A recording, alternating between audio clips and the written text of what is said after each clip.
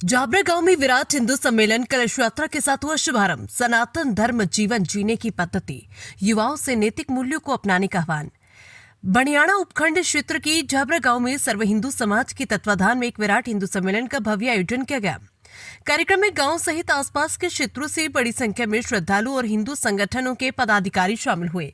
सम्मेलन का उद्देश्य सनातन धर्म की मूल भावना, संस्कृति और सामाजिक एकता को मजबूत करना रहा। कार्यक्रम की शुरुआत जाबरा गांव से महिलाओं द्वारा निकाली गई कलश यात्रा से हुई।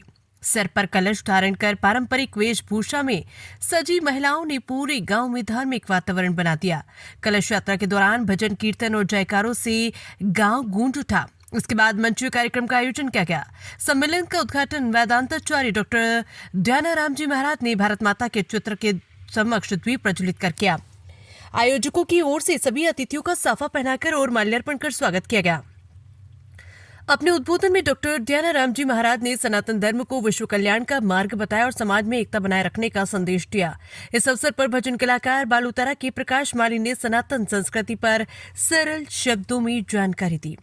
उन्होंने कहा कि सनातन धर्म केवल पूजा पाठ तक सीमित नहीं, बल्कि ये जीवन को संयम, सेवा और सत्य के मार्ग पर चलना सिखाता है। उन्होंने युवाओं से अपनी संस्कृति और परंपराओं से जुड़े रहने का आग्रह किया।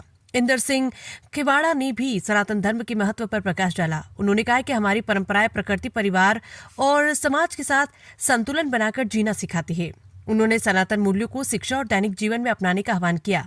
सम्मेलन के दौरान युवाओं से नैतिक मूल्यों को अपनाने, नशे से दूर रहने और समाज सेवा में आगे आने की अपील की गई। इस विराट हिंदू सम्मेलन में बड़ी संख्या में हिंदू संगठनों के सदस्य, ग्रामीण जन और मातृशक्ति उपस्थित रही। सबसे पहला विषय सनातन जागरण, हिंदू जागरण, या इस प्रकार के शब्द जितने भी उपयोग में किए जाएं, और ये उस जागरण का सबसे सुंदर युग चल रहा है। ऐसा हम लोग यदि कहें कि हिंदू जागरण का ये पिछले शताब्दी 100 वर्षों का सबसे अच्छा युग हिंदू जागरण का है, तो वो इस समय चल रहा है। लेकिन प्रश्न ये है, थोड़ा सा इधर से शांति कर लो ना। सवाल ये है कि ये जागरण क्यों, इस जागरण की आवश्यकता क्या है? ऐसा क्या हो गया कि हिंदू को फिर से जगाना पड़े?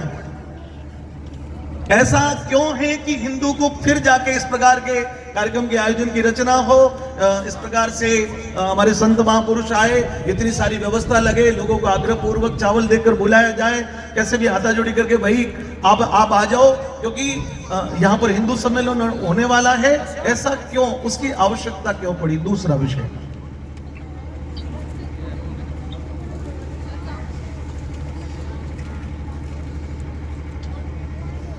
और इसका कारण एक बात में नहीं व्यक्त किया जा सकता, उसके कुछ कारण और बनते हैं। माता बहनें बैठी है, मैं माता बहनों से अनुरोध करता हूं कि मैं हिंदी में बोल रहा हूं, आपको समझ में तो आ रहा है? सबको सब बाना है, सब बहनें माताएं पढ़ी हुई है मेरी, इसलिए पता सबको चलेगा। हमारी बुजुर्ग माताएं बहनें बैठी है, हमारी इस युवा पीढ़ी की जो है महिलाएं माताएं बहनें यहाँ पर बैठी, जो अभी बेटी ने कहा कि पढ़ाई के लिए हमारी बहनें जो है आगे निकल रही, कुछ बातें जो है वो समझना। हालांकि ऐसा कुछ भी नहीं है जो मुझे नया पता है। हेलो, इसको कम कर दो उसका।